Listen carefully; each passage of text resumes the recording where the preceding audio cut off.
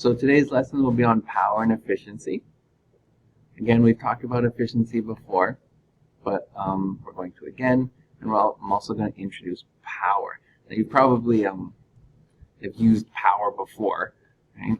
When you go buy a light bulb that's 60 watts, right? Watts is the SI unit for power. You might look at a certain car that has a certain amount of horsepower, right? Horsepower is a readily used unit of power, but it's not the standard international unit for power. The SI unit for power is watts. Okay, and also another misconception is people think that one horse exerts 1 horsepower. It's not true. I think a horse, I'd have to double check, but I think a horse can exert around 10 to 20 horsepower. Yeah, I know that doesn't make sense, but when the unit was introduced, they didn't introduce it as the maximum power output a horse can make. They just simply used a horse to lift something that weighed 75 kilograms up 1 meter in 1 second and calculate how much power output that would be, and they said that was 1 horsepower. So a horse can do a lot more than that. So a horse does not exhibit simply 1 horsepower. Okay, so if you have like I don't know, something that can do like 200 horsepower, you don't say that's like 200 horses, because it's not. Okay, so what exactly is power then? Let's say you were like running up the stairs or walking up the stairs. Whichever you choose to do, you will reach the top of the stairs. Say go from here up to here. So you've changed your energy. Here you have 0 gravitational potential. Here you have a certain amount based on the height you've got. It doesn't really matter how fast you go if you run all the way up here or if you slowly walk all the way up here. The amount of energy that you've changed by is the same. So what power is, power actually looks at how fast that energy changes. Okay, so if you change your energy very, very quickly, right, then you have a lot of power. Right? If you change that energy slowly over time, you have a little bit of power. So as an equation, we say power is the rate of change of energy, or change in energy over change of time. So the units of power would then be energies, which is joules per second. But we say a joule per second is equivalent to 1 watt. Okay? In power, we give the symbol P, which again, just like everything else in this unit, is a scalar quantity. It does not have a directional quantity. Okay? So you've probably seen power ratings on many different things, right? Probably a lot of electrical equipment, you'll see power ratings. And that's important because you need to know what kind of current it's going to draw. But we'll talk more about that in our electricity unit. Let's try a couple practice problems with this new equation. All right, so if we look at our handout, question number 1. Right, this says a 64 kilogram student, climbs from the ground floor to the 2nd floor of his school in 5.5 seconds. The 2nd floor is 3.7 meters above the ground floor. What is the student's power? So, based on our equation, we know power is change in energy over time. Now in this case, we have to analyze, okay, what energy are we changing? Well, if we're running up, then we're changing our gravitational potential. Initially, we don't have any gravitational potential because we are on the ground floor. And then we go up to the 2nd floor at a height of 3.7 meters. Okay. So this would normally be, you would say, gravitational potential final minus initial, because a change is always final minus initial, but initial being at the ground level is 0. And that's going to be over time. Now the equation for gravitational potential is mgh. And we're just going to leave time as it is. Let me continue up here because I've run out of room. So now we can start subbing in what we know, which is everything here. So mass is 64 kilograms. Our gravitational field strength on the Earth is 9.8 newtons per kilogram. The height we go up to from the ground floor is 3.7 meters. And we do that all in a time of 5.5 seconds. So we throw that on our calculator, and we will get 422 watts. Now, I've talked about horsepower, so if you're curious how many watts a horsepower is, 746 watts is equal to 1 horsepower. So we haven't quite made it to 1 horsepower. Right? But again, even if you make it to 1 horsepower, it doesn't mean you're as strong as a horse. Right? We talked about that. Okay, a horse can exhibit a lot of horsepower. Okay, and I definitely recommend checking it up on Google. How much horsepower could an average horse actually do? But if you wanted to calculate how much horsepower this is, well, to change your units, we're just going to multiply by 1 horsepower for every 746 watts. So our watts cancel, we end up with horsepower. So 422 divided by 746 is 0.57 horsepower. Okay, just pause there, see how you're doing. All right, so moving on to question number 2. This says, the Pickering nuclear power plant has a power rating of 3,100 megawatts. Okay, how much output can the generating station produce in 1 day? Express your answer in megajoules. Okay, so in this case, let's write down what we know. We know power is 3,100 megawatts. And if you remember a mega, right, 1 mega in our base unit would be 10 to the power of 6. Right? It's like you think of it in terms of meters. Right? 1 kilometer is 1,000 meters. 1 megameter would be 1,000,000 meters. Okay, so this is 3,100 million watts. It's a lot of power, but it is a nuclear power plant. Okay, now it says produce in 1 day, so we actually know the time as well. Right? It's 1 day, but 1 day is not SI units. Seconds are. This is where the tedious things come in. So let's multiply that by 24 hours per day. Multiply that by 60 minutes per hour, and multiply that by 60 seconds per minute.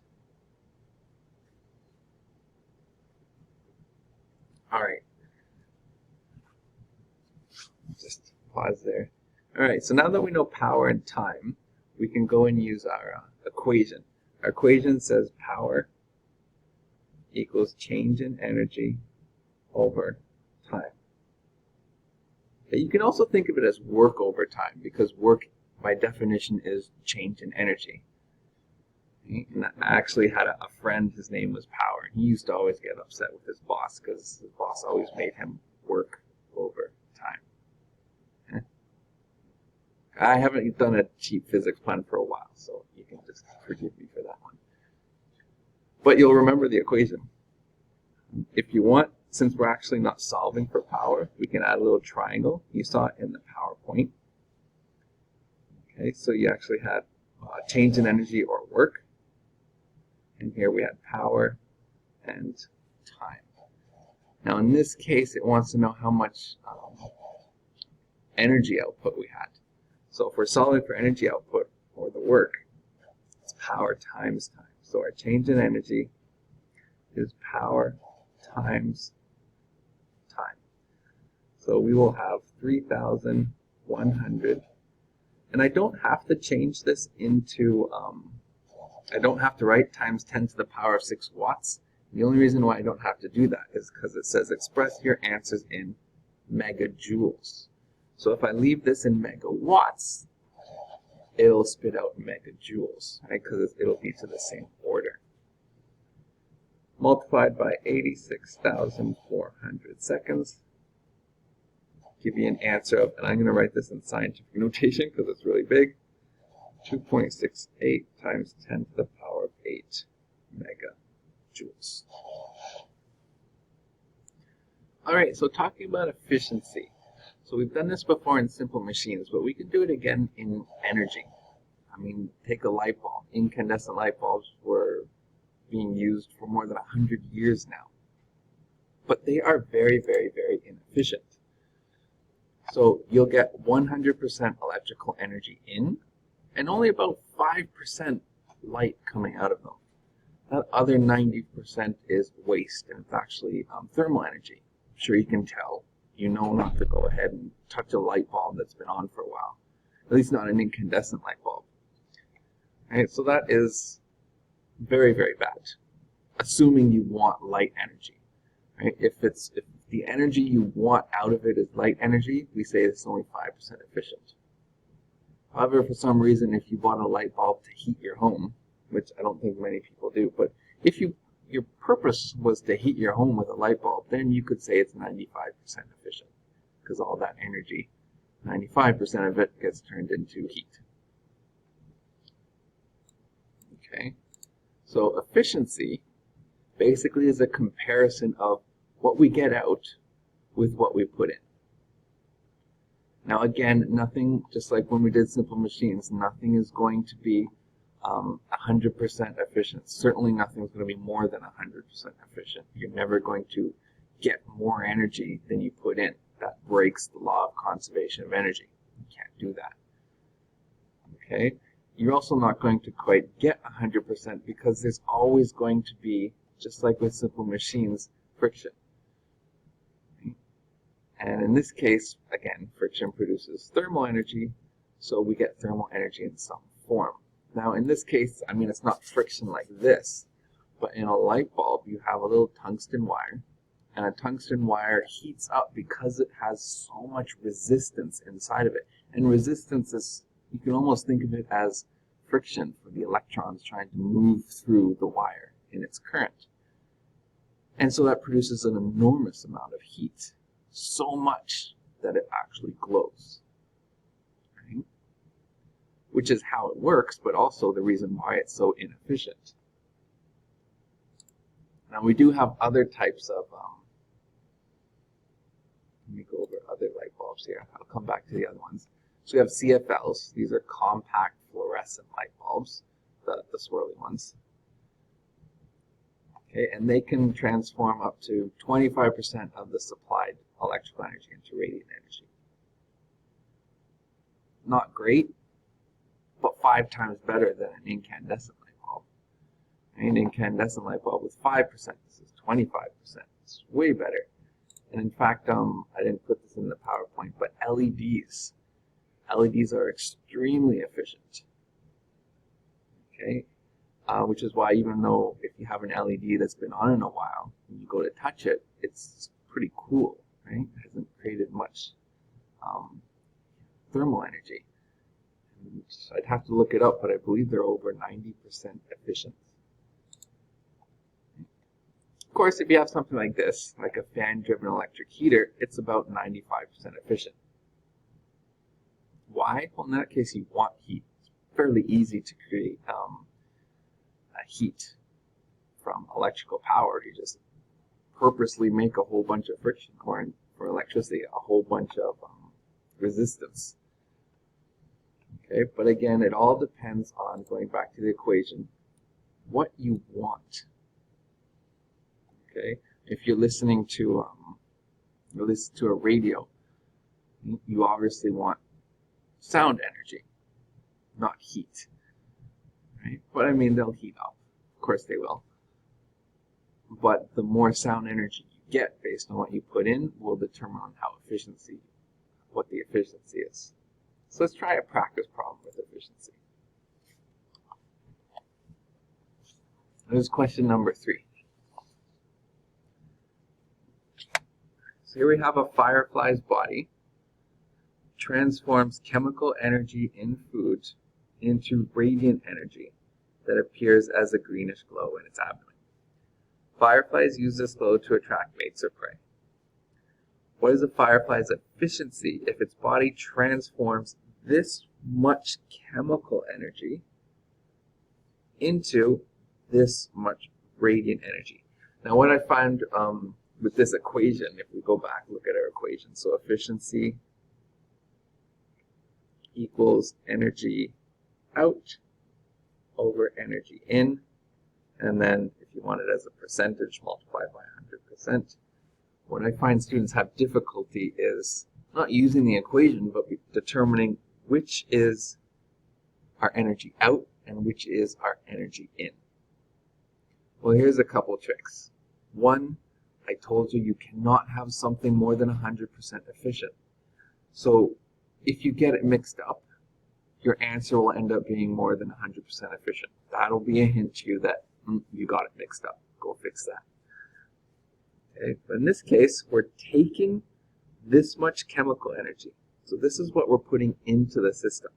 And we're getting this much light or radiant energy out. So 3.63 joules out over 4.13 joules in, multiplied by 100% gives us an efficiency of 88%. Just pause there, see how you're doing. Alright, question 4 says, determine the overall efficiency of an oil furnace given the following energy transformations. So the more energy transformations you have, there's an efficiency for each transformation. First, extracting the oil is 97% efficient. Then, transporting the oil is 97% efficient. And then, operating the oil furnace, is 75% efficient. So what would the total efficiency be? To find the total efficiency, so I'm just going to write efficiency total, you have to take all the efficiencies and multiply them together.